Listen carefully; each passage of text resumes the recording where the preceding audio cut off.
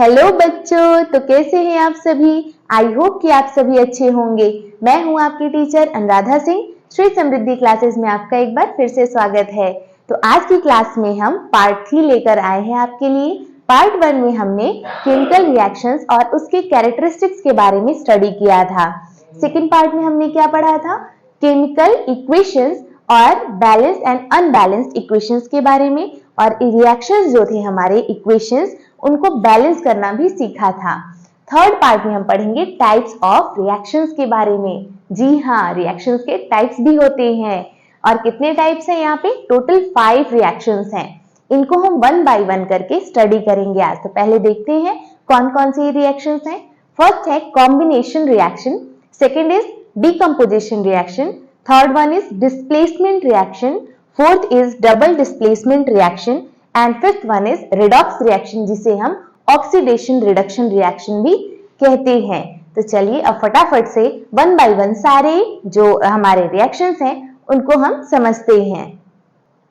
तो ये है हमारा first reaction which is combination reaction. नाम से ही पता चल रहा है कि कॉम्बिनेशन रिएक्शन जो होता है वो कंबाइन होता है, मींस जुड़ता है। क्या जुड़ता है, दो सब्सटेंसेस आपस में कंबाइन होते हैं। दो डिफरेंट सब्सटेंसेस हैं, आपस में रिएक्शन किया, कंबाइन हुआ और एक सिंगल सब्सटेंस अगर फॉर्मेशन करते हैं तो वहां पर कॉम्बिनेशन रिएक्शन होता है। देखते हैं डेफिनेशन में, those reactions in which two और more substances combine to form a single substance are called combination reaction। यहां देखते हैं एक सब्सटेंस A है, दूसरा है यहाँ पर B, और दोनों जब कंबाइन हो रहे हैं तो क्या फॉर्म कर रहे हैं यहाँ पे, A B दोनों आपस में यहाँ पे कंबाइन होके एक सिंगल सब्सटेंस का फॉर्मेशन कर रहे हैं।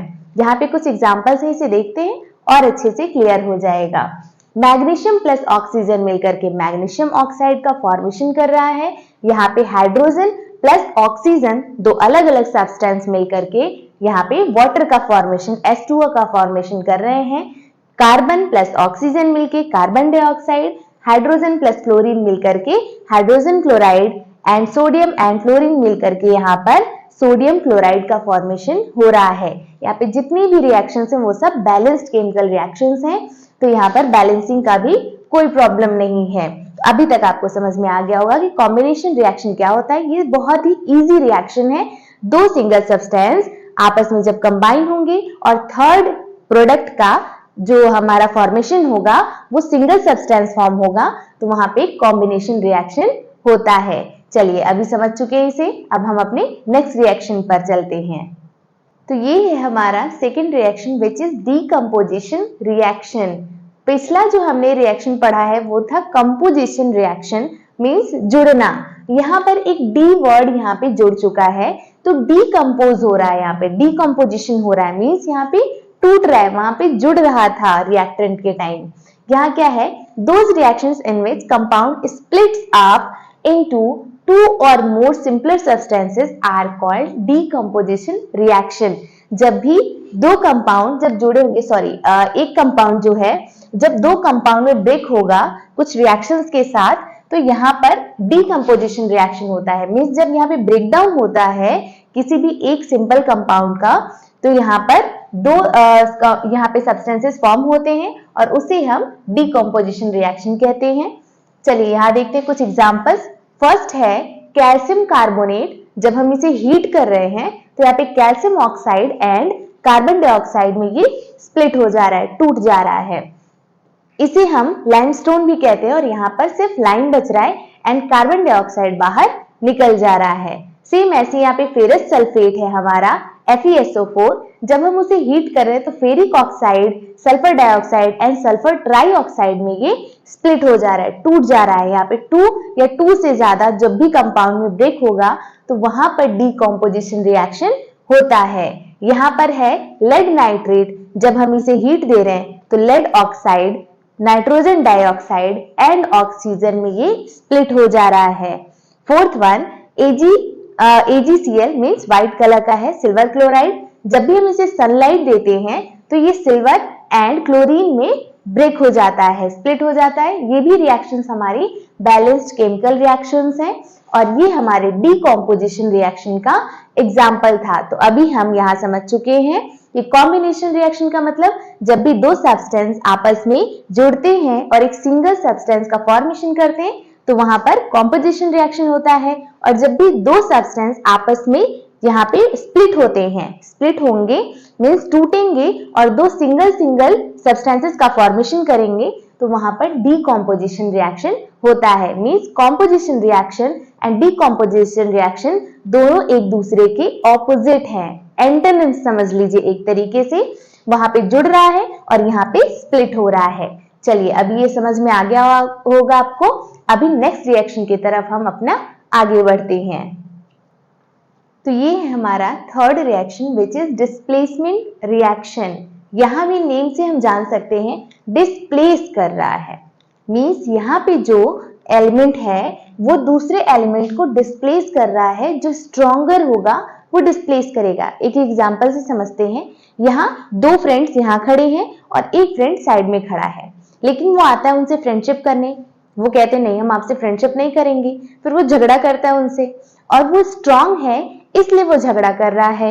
और क्या करेगा, जो वहां पे दो फ्रेंड्स है उसमें से एक को साइड करेगा और खुद वहां आकर के लग जाएगा। अब जो साथ में था वो क्या हो जाएगा, वो अलग हो जाएगा और जो पहले सिंगल खड़ा था वो आके इनसे फ्रेंडशिप कर लेगा। अभी देखिए कैसे, ए यहाँ है सिंगल और बी सी यहाँ पे दो जन खड़े हैं।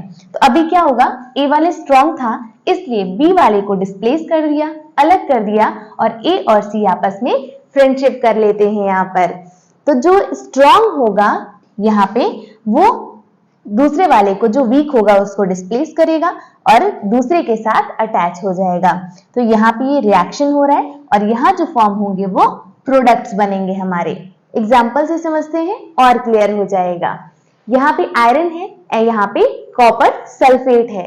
अब क्या है, आयरन यहाँ पे ज्यादा स्ट्रॉन्गर है, ज्यादा रिएक्टिव है, मोर रिएक्टिव। मोर स्ट्रॉन्गर का मतलब मोर रिएक्टिव है, किससे, कॉपर से।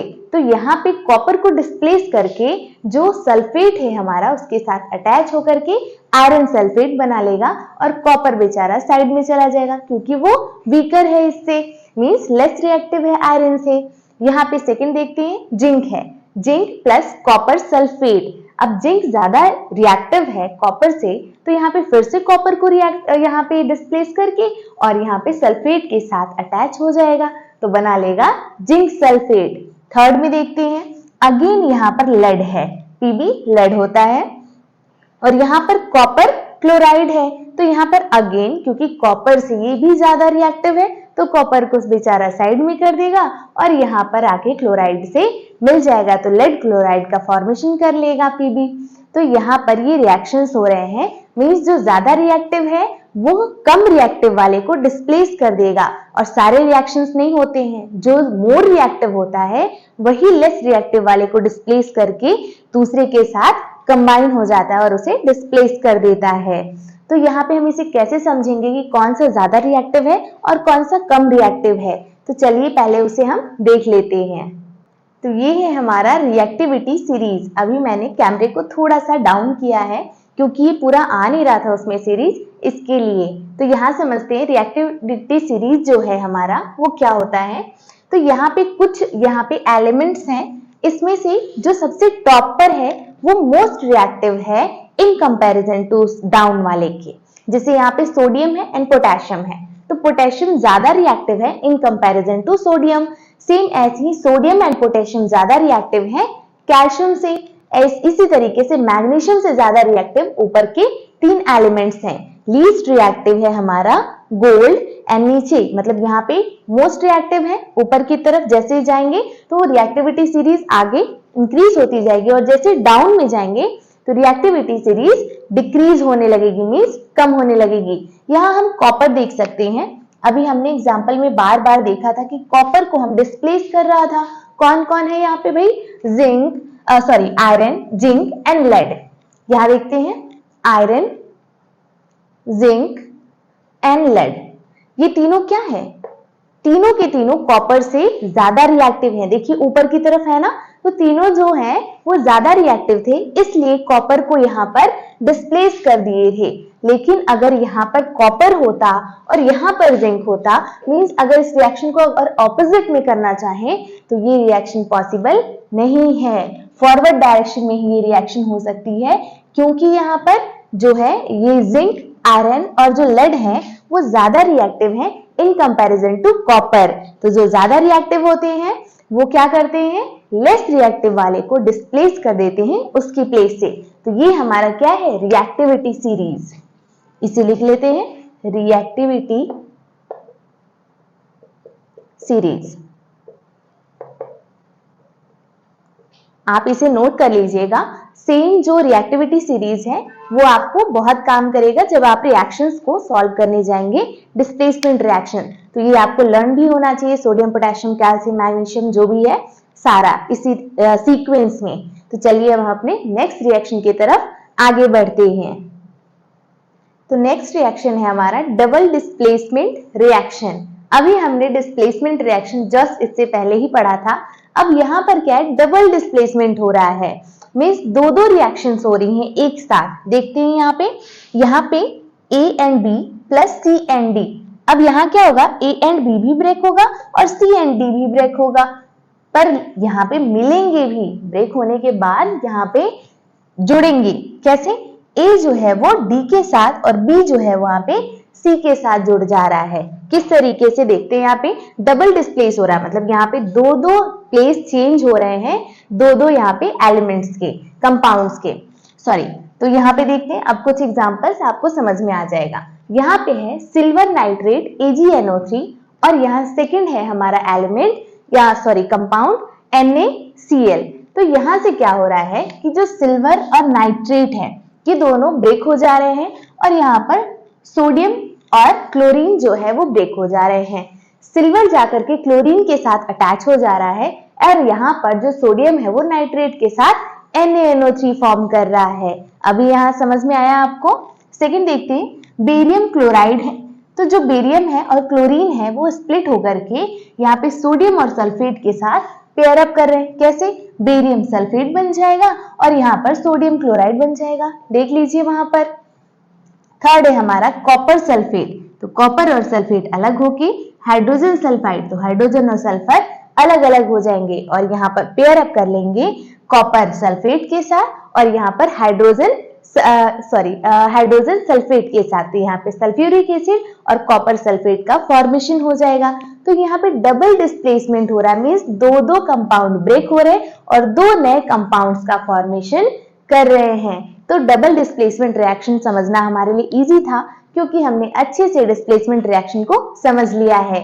अभी चलते हैं हम अपने नेक्स्ट रिएक्शन पे, विच इज रिडॉक्स रिएक्शन। और तो ये है हमारा फिफ्थ रिएक्शन, अभी जो मैंने बताया था आपको, ऑक्सीडेशन रिडक्शन रिएक्शन। इसे ही हम रिडॉक्स रिएक्शन भी कहते हैं। यहाँ पर रेड का मतलब है रिडक्शन एंड ऑक्स का मतलब है ऑक्सीडेशन, इसीलिए इसे हम ऑक्सीडेशन रिडक्शन रिएक्शन भी कहते हैं। चलिए देखते हैं इसमें क्या होता है। इसमें क्या होता है कि दो कंपाउंड यहाँ पे पार्टिसिपेट करते हैं, दो रिएक्टेंट्स, और एक ऑक्सीडाइज होता है, दूसरा रिड्यूस होता है। अब ये ऑक्सीडाइज और रिड्यूस वर्ड क्या है, तो पहले इसे देखते हैं। If a substance gains oxygen during a reaction is called is said to be oxidised या इज नोन एज ऑक्सीडाइज्ड। अगर कोई सब्सटेंस रिएक्शन के दौरान जब प्रोडक्ट बन रहा है तो यहाँ पर क्या हो रहा है, ऑक्सीजन गेन कर रहा है। गेन करने का मतलब है ले रहा है। तो क्या हो रहा है यहाँ पे, वो ऑक्सीडाइज हो रहा है। जैसे यहाँ पे हाइड्रोजन था और ये क्या हो गया, ऑक्सीडाइज होके हाइड्रोजन ऑक्साइड बन गया, मींस यहाँ पर H2O बन गया, वाटर फॉर्म कर लिया। और यहाँ पर क्या है कि if a substance loses oxygen during a reaction is known as या is said to be reduced. तो ये रिड्यूस हो गया, जैसे यहाँ पे कॉपर ऑक्साइड था और यहाँ पे ऑक्सीजन लूज करके ये सिर्फ कॉपर रह गया। लेकिन जो ऑक्सीजन गेन करेगा वहां पे क्या होता है कि ऑक्सीडेशन होता है, ऑक्सीडेशन। और जहां पे कॉपर लूज होगा वहां पे रिडक्शन होगा। तो यहाँ पे रिडक्शन होगा और यहाँ पे ऑक्सीडेशन होगा।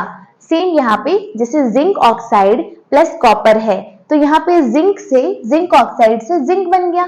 मीन्स यहाँ पे देखिए, यहाँ पे जिंक ऑक्साइड से जिंक बन गया, तो यहाँ पे रिडक्शन हो गया। और ये जिंक क्या हो गया, यहाँ पे रिड्यूस हो गया। तो ये जिंक लूज कर रहा ऑक्सीजन, तो यहाँ पे ये रिड्यूस्ड हो गया। और यहाँ पे जो कॉपर था उसने ऑक्सीजन को ले लिया, मीन्स गेन कर लिया, तो ये तो ऑक्सीडाइज्ड हो गया और इसीलिए ये ऑक्सीडेशन, यहाँ पे ऑक्सीडेशन रिएक्शन हो रही है। और यहाँ पे रिडक्शन हो रहा है, यहाँ पे ऑक्सीडेशन हो रहा है। डेफिनेशन से समझते हैं। If a reaction, one reactant get oxidized while the other gets reduced during a reaction, such reaction are called oxidation reduction reaction. एक रिएक्शन के दौरान जब यहाँ पर एक रिएक्टेंट जब रिड्यूस होगा और दूसरा ऑक्सीडाइज होगा सेम रिएक्शन में, तो यहाँ पे ऑक्सीडेशन रिडक्शन रिएक्शन होती है। तो यहाँ पे दो एग्जाम्पल के थ्रू हमने समझा कि किस तरीके से ऑक्सीडेशन एंड किस तरीके से रिडक्शन हो रहा है। तो यहाँ पे ऑक्सीजन का रिडक्शन हो रहा था, देखिए कॉपर ऑक्साइड से सिर्फ कॉपर बच गया, मीन्स ऑक्सीजन यहाँ से लूज हो गया। तो यहाँ पे रिडक्शन हो रहा है और ये क्या है हमारा, ये रिड्यूस्ड है। और यहाँ पर क्या हो रहा है, हाइड्रोजन है, तो हाइड्रोजन से हाइड्रोजन ऑक्साइड बन रहा है, तो यहाँ पे गेन हो रहा है, ऑक्सीजन ले रहा है, तो इसलिए ये ऑक्सीडाइज्ड हो गया और यहाँ पे ये ऑक्सीडेशन हो गया। मीन्स ऑक्सीडेशन रिडक्शन रिएक्शन एक ही रिएक्शंस में होते हैं और इसीलिए ऐसे रिएक्शंस को हम ऑक्सीडेशन रिडक्शन रिएक्शन कहते हैं, या फिर हम सिंपली रिडॉक्स रिएक्शन भी इसे कह सकते हैं। तो यहाँ पे ये हमारे 5 टाइप्स के जो रिएक्शंस थे अच्छे से मैंने एक्सप्लेन कर दिया है। आई होप ये सारा आपको समझ में आ गया होगा अभी तक। तो आगे की क्लासेस में आपको आगे के टॉपिक्स मिल जाएंगे देखने को और इसे अच्छे से समझ सकते हैं। और पिछले जो टॉपिक्स हैं हमारे वो सारे आपको प्लेलिस्ट में एडेड मिल जाएंगे और आने वाले जो टॉपिक्स हैं वो भी आपको आगे प्लेलिस्ट में एडेड मिल जाएंगे। तो आज के लिए बस इतना ही। Do like, share and subscribe. Thanks for watching. Bye bye.